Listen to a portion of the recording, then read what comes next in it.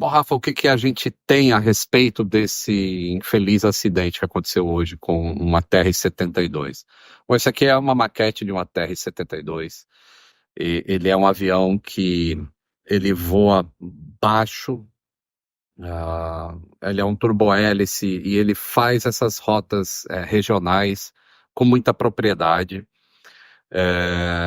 E ocorreu, muita gente está falando sobre formação de gelo, formação de gelo. Então a gente sabe que a formação de gelo é um evento crítico para este avião especificamente. No entanto, existem diversas mitigações de segurança para evitar que aconteça a formação de gelo que leve a uma perda de controle da aeronave.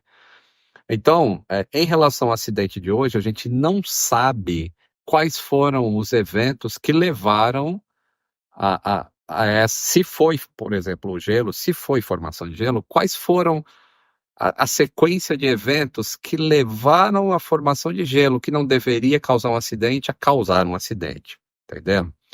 Então, as imagens que estão sendo vistas aí em todas as mídias sociais, das pessoas que filmaram, mostram o avião ele descendo, né, praticamente na vertical e em giro, assim. O que que é esse fenômeno? Esse fenômeno é o que se chama de parafuso chato, em que ocorre, em que o avião ele perde tanta aceleração, tanta velocidade, não aceleração, velocidade, que ele perde sustentação. E a partir do momento que perde sustentação, dependendo para que lado ele virar primeiro e o sentido de rotação da hélice tem uma influência nisso, ele vai passar a girar e descer praticamente num ângulo vertical, assim, é como se ele não tivesse nenhuma velocidade para frente, ele apenas desce na vertical.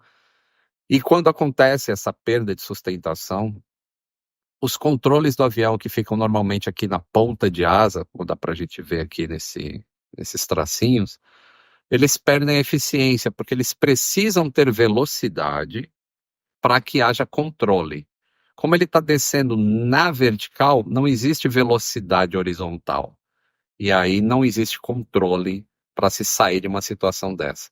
Se tiver, muitas vezes, uma altitude muito alta, muito mais alta, talvez se consiga recuperar.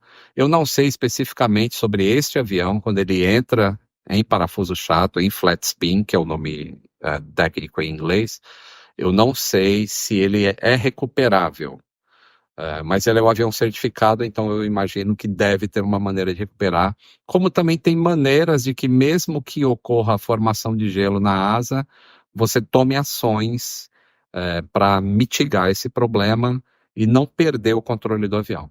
Então agora a gente só tem mesmo que aguardar toda a investigação para entender o que levou esse avião a entrar nessa condição e não ser possível recuperar. Por enquanto é só isso que a gente tem que esperar mesmo aí a investigação do CENIPA para entender todos os passos que levaram a isso. Em relação à TR, em relação ao avião, o ATR-72, ele é um avião muito seguro aí, ele voa o mundo inteiro, e a gente não escuta falar muito em acidente, a gente escutou falar acho que em um acidente no Nepal ano passado, que foi por erro operacional em que as hélices foram colocadas em voo em uma posição de marcha ré, praticamente isso, como se fosse isso. Não marcha ré, mas ela em passo que não produz nenhuma tração no avião. Sem tração, o avião perdeu velocidade a ponto de inclinar uma asa e não ter tempo de recuperar. Mas em relação à formação de gelo, ocorreu, que eu lembro de um acidente, acho que em 1996, aconteceu um acidente por formação de gelo no ATR-72, mas depois disso teve modificações no avião, tanto modificações no sistema, como também na maneira de operar em condições de gelo. E aí eu não lembro de outro acidente que tenha sido causado por causa de gelo. Não estou dizendo que esse foi.